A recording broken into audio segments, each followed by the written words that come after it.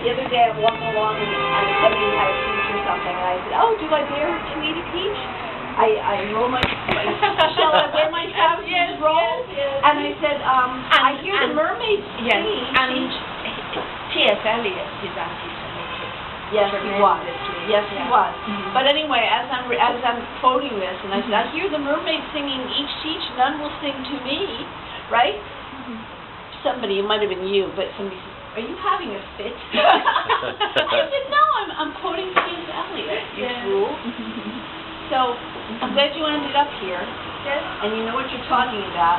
We didn't get over to see where she lives. They now rent the rooms out, you know, Yes. and they're like $300 a night. Yes. But by the Pink Palace, so Yes. we didn't get over there, and they're not. They're odd. What time are you leaving? Oh, we're leaving today. About 10:45. Yeah. 10:45. But- You can't do it for those for Monday, Wednesday, Friday from 3 until 6. Okay, yeah. I saw that, but you know what? I'd rather see it. Yeah. Well, what I did was to show them, because I was curating there.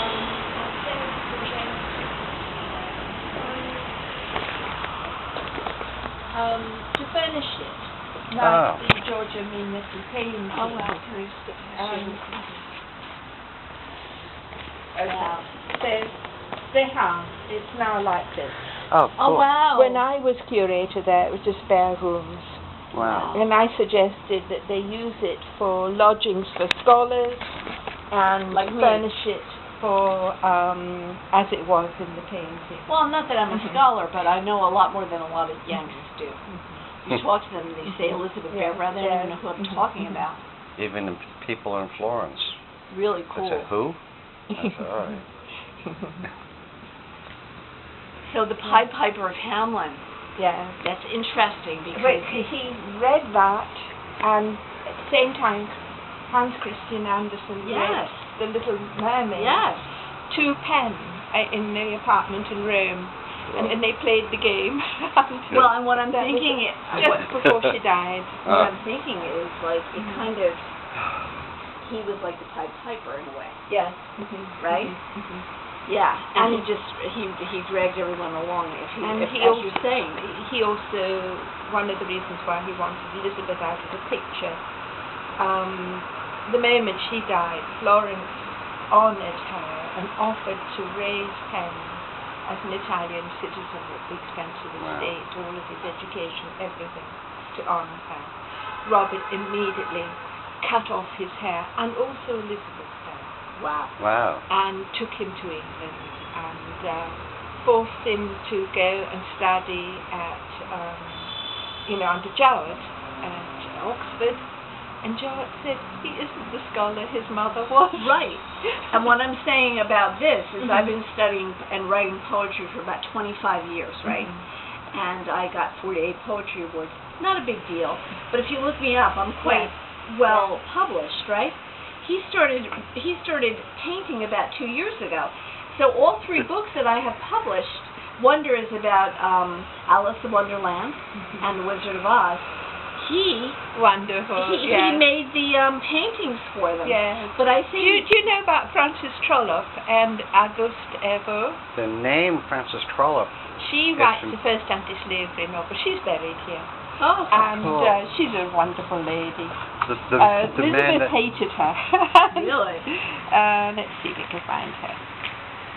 She hated her why? Because of jealousy?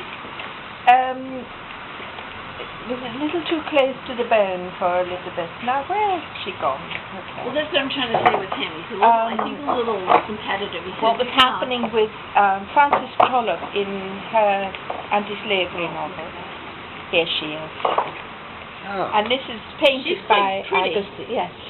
And she was penniless. Her husband was a ne'er-do-well lawyer. No, Elizabeth And she had to was take part him- black, correct? Elizabeth Barrett. part black, yes. Yes. I'm a near-do-well bus driver. Yeah, you ne'er-do-well. Oh dear. So she had to tromp off to America with many of her children, and she sailed up the Mississippi River.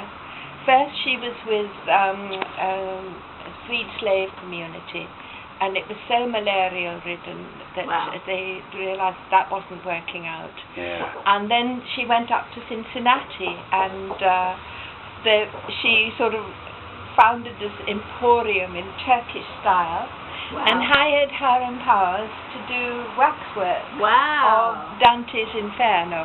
Wow. Wow. And That's pretty cool. Hiram Powers is also buried here. Okay. And he came to Florence as well. Very cool. And she's writing the first anti-slavery novel. Richard Hildreth, who's also buried here, writes the second one. She's English, he's American.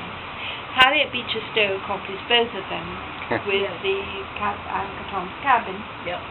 And that was immediately translated into Romanian, and it freed the Roma who were slaves from the Middle Ages until the 19th century in Wow. Romania. And they're the ones who, when I came, the cemetery was like this, put to weed killer for 30 years, Wow. and this is what it was like. Oh, wow. And the Roma came and gardened, Oh my goodness. Wow. and then Wow. also Look restored at the you. tombs. Yes. And I teach them the alphabet because nobody has bothered to teach Are them. those irises? Yes. Yeah. Florence with Lily. Oh, you know what? In a former life, I was Mary, Queen of Scots, by the way. I tell this by Oh, you gotta tell that prayer. story. Yes. Oh, well, look. This is my proof. Oh, Yeah. yes, yes. I went to the doctor, my Yes. ear, nose, and throat doctor, and he called to say, you have to come in and bring someone to drive you. I don't know if you have cancer, but we need to talk. Now, what does that tell you? I have cancer, right? Lady that drove me thought that the atom bomb fell on the Granola Bay. She was dimwit, half-wit. Yes. It said the Enola Gay. She got it all mixed up about Yes. Hiroshima and Nagasaki. So she's driving me, and the whole time she's worried about getting fired and all this stuff. I said, look, you're driving to the doctor. You're not going to get... So we get in there, and when I get nervous, I get funny, or I have to eat one or the other. So the doctor comes in, he says, yes, worry, you have cancer, but don't worry. It's very curable, and blah, blah, blah, blah. And so my half-wit friend sits in the corner, so she's taking notes for me, because she knows I'm nervous. So I'm crying, and I said to him, you know why this happened? And he's like, well, cells more. I said, no, that's not the reason. And my friend in the corner has heard this story, and she's like, we'll talk about this later, Lori. I'm like, no, really. I went to a really honorable soothsayer, not a jerk. And the person told me that in a former life I was Mary, Queen of Scots. So naturally I'd have a scar to prove my heritage. And blah, blah. And my friend's like, later on, Lauren. So we get in the car to go back to work after he tells me, and he's just taking notes. I mean, he was very nice. And she said, I thought he was going to put you in a mental asylum. I'm like, come on. So this is the story ends that 3 months later I go for my first checkup after all the surgery, and it was horrible surgery. It looked like Frankenstein with all the stuff coming through. Yes. So I go in there, and he comes in. He's very serious. He said, about that Mary Queen of Scots thing, I thought about it, he said. It's possible, but wouldn't you have a scar back here? Right? And I said, but the blade went all the way through my head. That's true. I have to think about that, he said. But now he stayed my friend forever. Yeah. And he said to me, I would send you another doctor, but you've got a sense of humor, I'm going to keep you. And I had to tell her about how she was dressed up, I think with green garters. And Betsy, whatever her name was, took away all my good dresses, put me in tatters. Horrible human being, right? I really was the heir, and she took that from me.